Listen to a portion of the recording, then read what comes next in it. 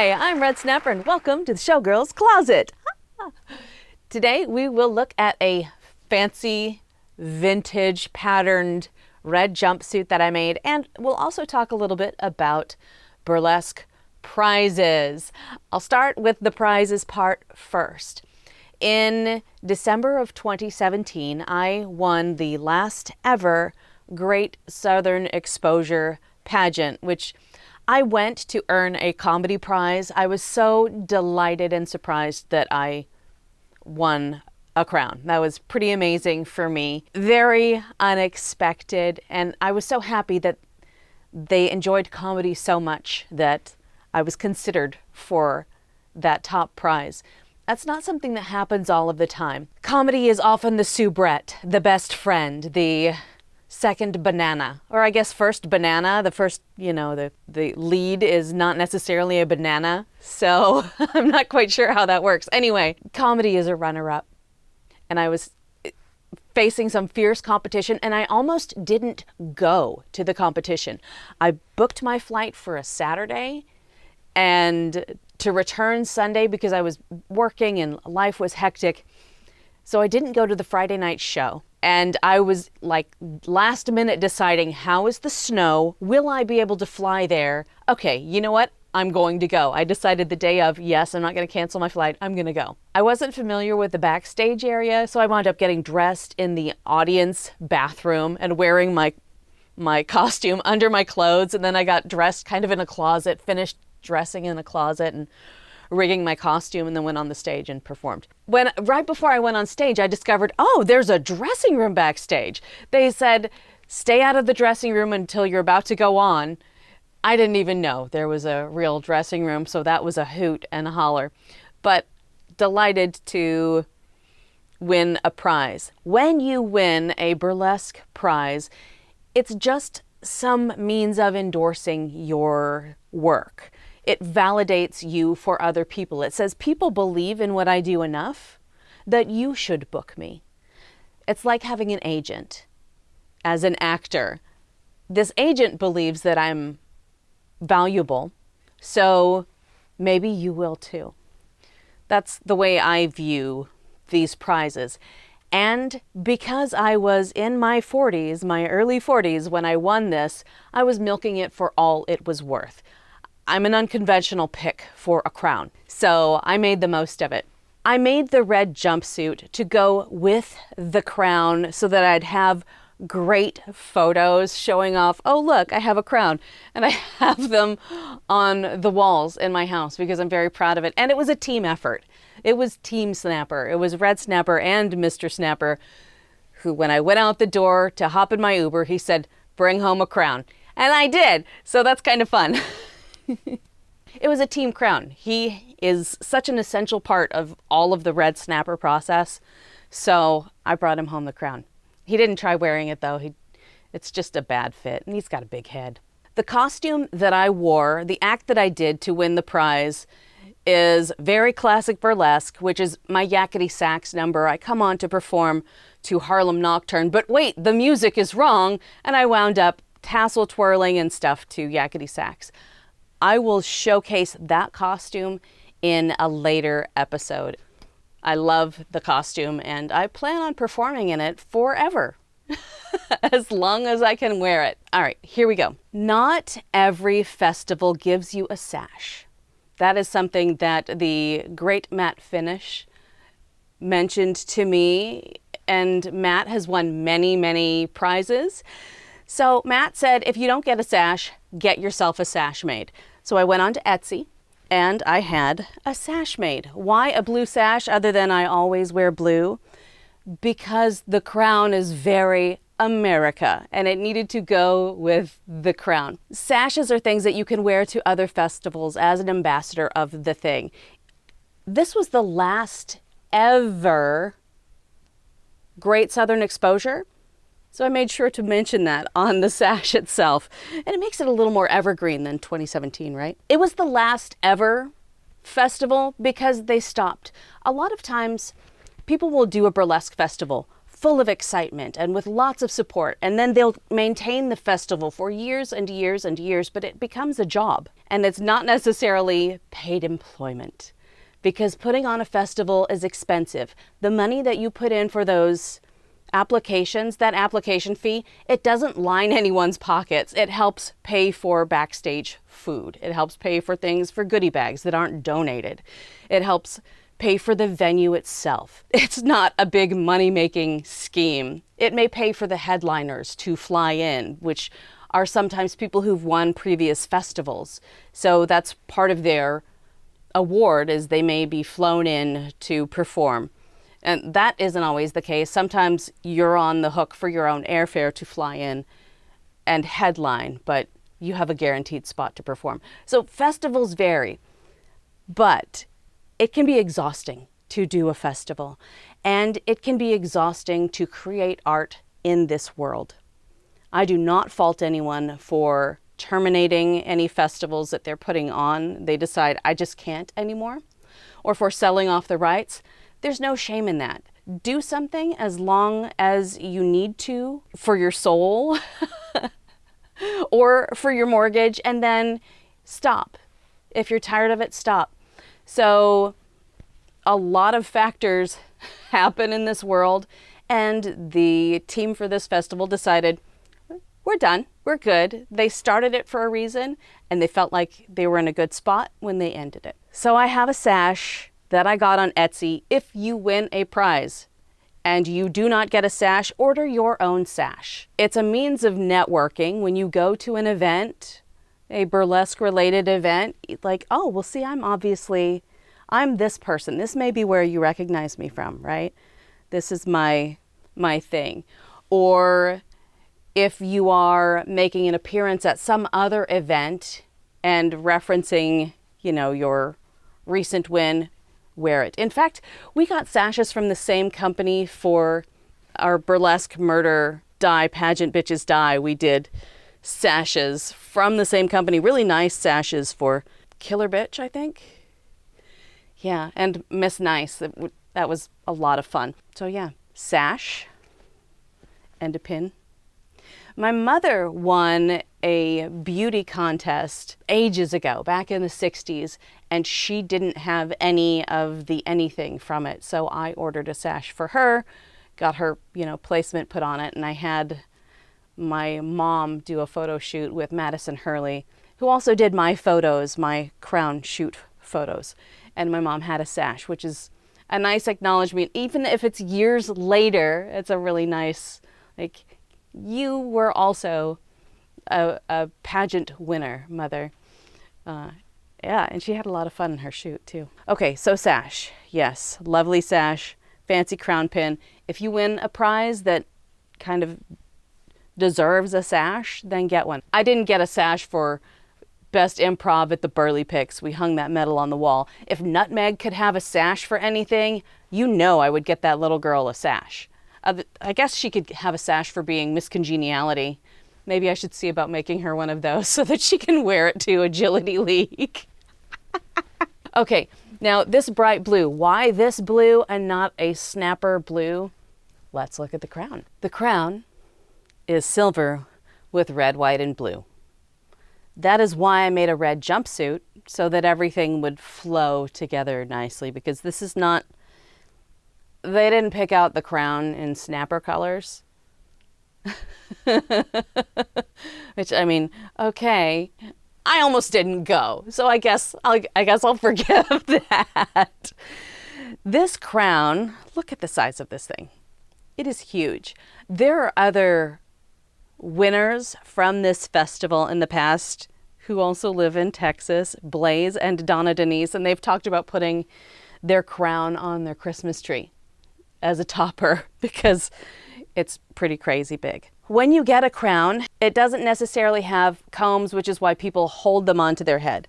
And there's a little adjustable slider on this particular crown, so it could be, slid to fit my head. I purchased something from a crown company so that I'd have a way to secure the crown to my head, because they don't just stay on by themselves. Like, This is why Miss America or Miss Universe and Miss whatever. I'm so surprised. Oh! That's why they have to hold it on. It doesn't just naturally fit on a head. So there is the Crown Company. I don't remember their name. I'll link to them. There's this stretchy elastic attached to a ring and a chain. So this stretches a little bit when you're putting it on your head. You stretch it and then you tuck the combs into your hair. Now this will not stay incredibly well on my hair as it is now because my hair is just fresh, clean, natural, gorgeous. And there's no hairspray. There's no styling to hold this in. But let's see how I do here. It helps to have somebody else put this on. Now, I'm not going to be running any marathons in it. I'm not going to be running any marathons. Who am I kidding? But look at this. It's also tilted a little bit, well, not tilted, but turned a little bit to the side. Oh, yeah, see? Oh, okay, hold on. Let me do this in the mirror. And I know I've got these ugly little tails in there. Look at that. Ugly, ugly tails. Ooh, I just opened the back up. Okay, not the best job, but also my hair is very, very clean. Probably if I had, my hair secured, it would stay on there a little better. So you can see it's wobbly. But again, this is in loose, free, very clean, unstyled hair. In a hairdo, a Texas hairdo, it would stay very, very well. But it's good enough to parade and pose and wave. Good enough for photography, good enough for meet and greets. I would not work out in this thing. Or I could try cooking. Oh, would you like a grilled cheese sandwich? But if you get a crown, I suggest you get some kind of means to secure it, especially for your photo shoot. I want to say that this rig was maybe $15. It's been 7 years since I purchased it. So I could be off on the price, but it's pretty inexpensive. And you can see how it's put together. The crown lives in a case. I don't know that I'm getting any other crowns. That's why I relished the experience of being queen of something besides my own house. All right, jumpsuit time. This is the jumpsuit. This fabric, it's very thin. I think it might be a jersey that I got, jersey fabric, not, sports jersey, that I got from Penny Star Jr. because she is an official Hollywood costumer and she costumed her own show for years. So she had a lot of leftover fabric, and this was, I think, one of the leftover fabric things that she was like, hey, you want some fabric? I'm like, yeah, okay, sure. I don't know what I'm going to do with it. Years later, 8 years later, I wound up making a jumpsuit for my crown. So 1970s pattern, right? I love jumpsuits, obviously. I think this has the invisible zipper on the front, not a stripper zipper or a molded zipper. It's the invisible zipper because it can be an invisible zipper, and that's what this is designed for. Although it's really hard to zip. There we go. I don't have my crotch holding the pants in place, and it's all very slinky. Slinky, slinky, slinky. Has a fun little tie, elastic waist. This here, I had to make belt loops, and they're very delicate belt loops. This is, I believe, a French knot. I don't remember the name of this stitch, but it's like a chain stitch, and you knot and you knot and you knot. And it's cool looking. It's very cool looking. So it's got that on the two side seams and the very back. And here, because I wanted the butt to be more fitted, this pattern was not designed with extra butt space for this little ruching, but I wanted a gathered butt. So I did a little gathering of the butt. Probably I could have added a little more space in the seat of the pattern itself, knowing that I was going to do this because it wasn't made for that. Now I have to unzip it. I'll show you the inside. So to ruche that butt, I have a zigzag over a small piece of elastic, and then on top of it, it looks like, did I hand stitch? Yeah, it looks like I hand stitched some seam tape over the top. So that's it. This is, what, a hand wide? 3 inches, 4 inches, I don't know. It's very thin. And I didn't do fancy top stitching all over this. I did some. Okay, I lied. I did some fancy top stitching on the shoulders, on the collar. I didn't do it on the side seams. The hems are made with Stitch Witch because there's another costume that I have that is very, very stretchy, and the original pattern said use Stitch Witch or Heat and Bond for hems in order to seal it up. And I was like, you mean I'm not cheating if I do that? No, you're not cheating. So I did that here. I did that inside the cuffs, and I'm sure if I did it on the cuffs, I'm sure I did it down here, which, I mean, it's fine for this jersey because it's so lightweight, and you don't have, these aren't areas that are going to get a whole lot of stretch. They're so lightweight and a little stretchy, not too stretchy where I'm using this because I don't want to, you know, hulk out of it, but my feet aren't going to grow any bigger.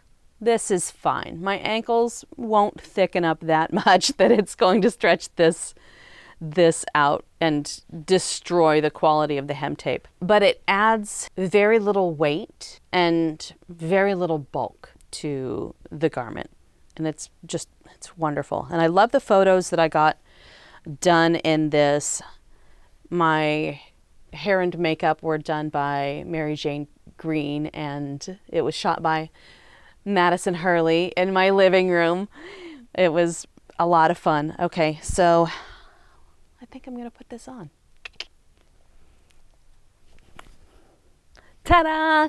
Here is the jumpsuit. Now, I made this jumpsuit years ago, right? So the fit is a bit different now, you know, with a more middle-aged body, but it's so lightweight and super comfortable, right? The hem looks good at the bottom. You can see it over my no-nonsense socks.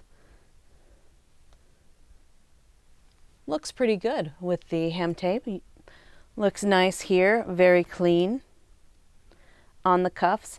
I don't know if Stitch Witch or Heat and Bond ever wear out. I'm sure that if you stretch them open a lot, or if you throw things in the dryer, that could impact the longevity. I think when I clean this, I wind up just hand washing, and then I hang it up, or I might press it on the right setting. Okay, here's the back. You can see that where I have it, and I'm not wearing the right under things for it to really get in that crack, but you can see that it pulls down the waist a little bit, which adding a little more in the seat before I made it might have helped with that, since it would have more fabric to gather. But it's still very cute and it's noteworthy. Creaky knees, creaky knees. Cute little tie. It's great. It's a great little jumpsuit. Very comfortable. Very, very comfortable. Wait, let's add a sash. Transform right before your eyes. Ooh, that's good. Although, I guess since the collar lies flat, it should go like that. Now let's add a crown. Let's try not to add it cockeyed, right? Gotta look for the center seam. My head is cockeyed. What about that? Okay, that's not the best securing. No, it's not the best securing at all. I gotta look in the mirror. You were so close to dressing yourself well. This one time, I was so close to dressing myself well, but let's be honest, it's me.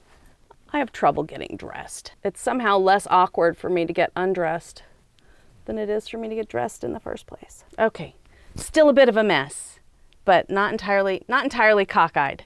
Ooh, there's a rat's nest of hair in there though. Ta-da! And that is all I have for you today. Please be sure to like, subscribe, boop that bell for notifications. Thank you so much to my patrons who help support me in my burlesque endeavors and my ridiculous nonsense. And you'll see me next time from your queen.